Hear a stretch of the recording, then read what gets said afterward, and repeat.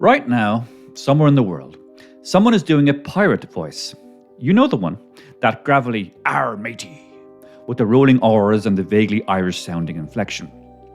But here's a question that might blow your mind. What if that stereotypical pirate accent isn't just a Hollywood invention? What if it's actually closer to how English people used to speak? And what if the modern English accent we associate with sophistication and authority actually evolved because English speakers were trying not to sound like Irish pirates?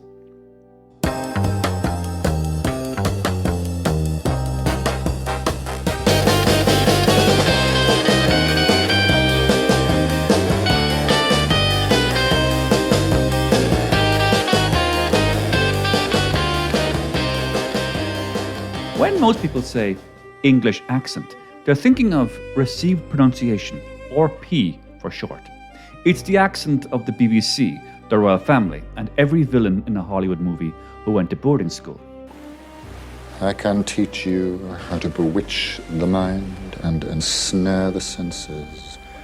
I am Hela, Odin's firstborn, commander of the legions of Asgard. Burn the church, Captain. But here's what's interesting. This accent we associate with centuries of English tradition has only existed in its current form for about 200 years. Before that, English people sounded quite different. They sounded a lot more like what we'd now call Irish pirates. What are you doing? What are you doing? No, what are you doing? What are you doing? No, what are you doing? What are you doing? Historical linguists have reconstructed what English sounded like in the 17th and 18th centuries, and it was thoroughly rhotic. People pronounced their R's clearly in words like car, better, and mother. They also had different vowel sounds that would sound distinctly Irish to modern ears. Shakespeare's English would sound to us like a cross between Irish English and rural American dialects. In other words, the bard probably sounded less like Laurence Olivier and more like Daniel Day-Lewis in There Will Be Blood. And this is why I can guarantee to start drilling and to put up the cash to back my word. I assure you, ladies and gentlemen, no matter what the others promise to do, when it comes to the showdown, they won't be there.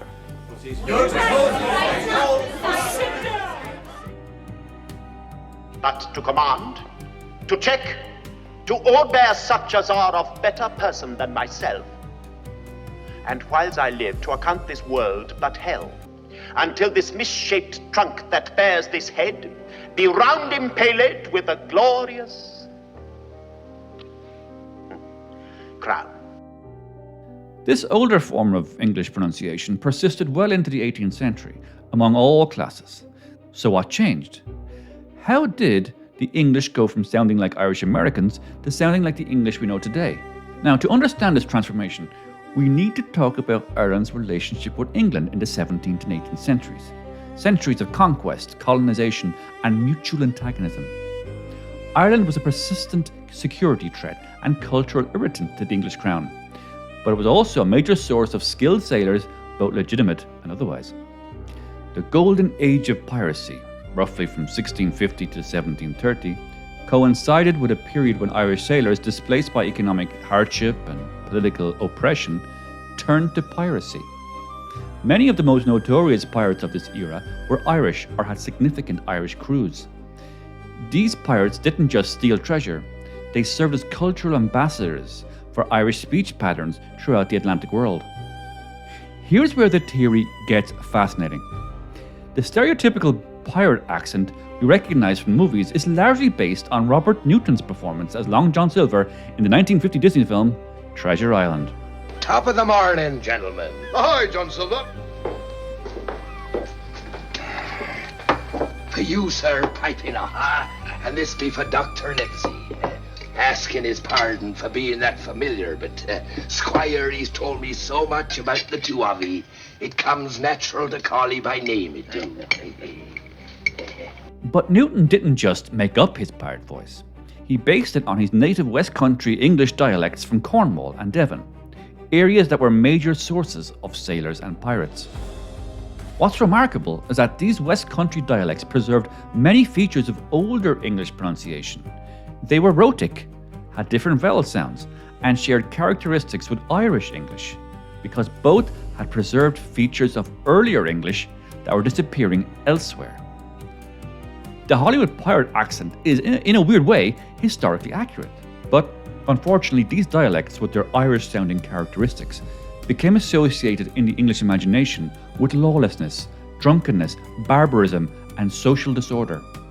To sound Irish, or like the old English dialects that resembled Irish, was to sound uncivilized.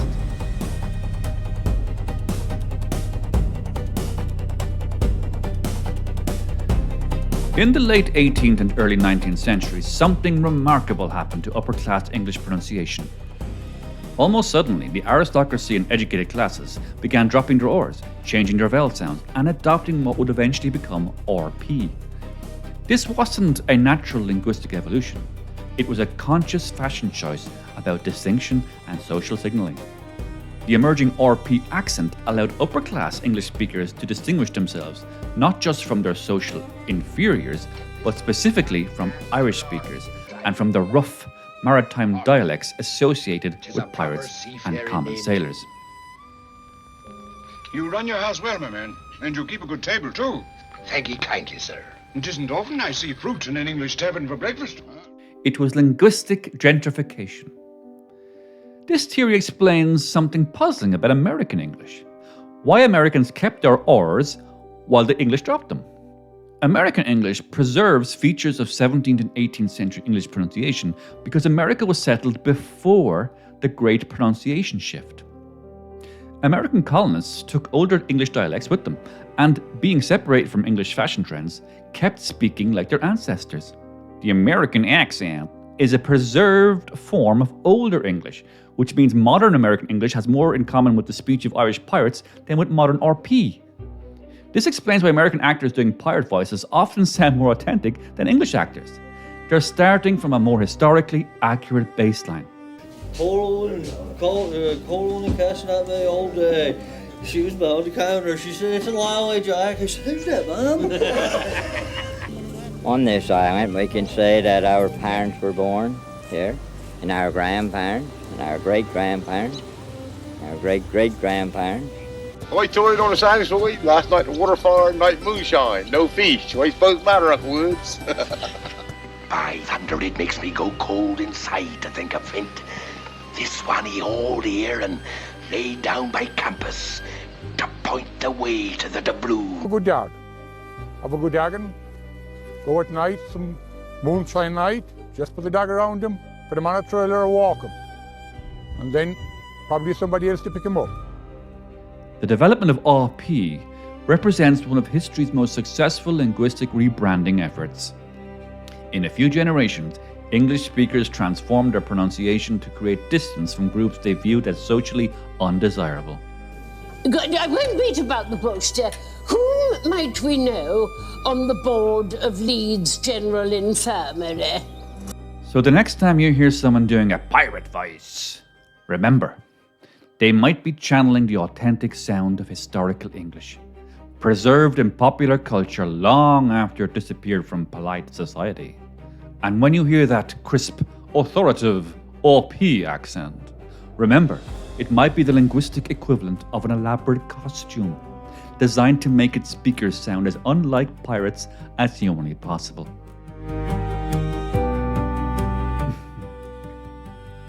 Well, that's my opinion, and now I want to hear your opinion in the comments below. And to never again miss an opinion, please do like and subscribe. I'll see you real soon.